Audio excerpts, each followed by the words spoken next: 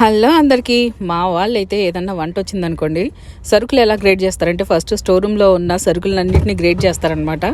ఏమున్నాయో ఏం లేదో చెక్ లిస్ట్ అయితే చేసేసుకొని ఇంకా going to Gollapudi wholesale market. మీలో ఎంతమంది ఉన్నారు క్యాటరింగ్ వాళ్ళు?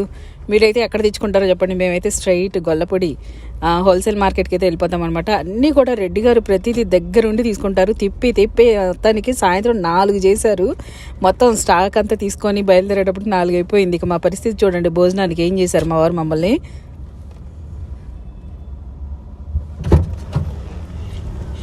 ప్రసాద్ గారు, మీ హోటల్కి వచ్చామండి. మేము ఎక్కడ ఊరంతా తిరిగి ఆకలేసి తట్టుకోలేక హోటలన్నీ వరుసగా వస్తుంటే అన్నీ క్లోజ్ అయిపోయినాయి అన్నారు. లాస్ట్కి వస్తే మీరు దొరికింది టక్ మన దొరికిపోయాం. అర్జెంటుగా చికెన్ దమ్ బిర్యానీ చెప్పేస్తాం. ముందు కడుపులో పడిపోవాలి కదా, ఆకలే గ్యాస్ పెరిగిపోతుంది.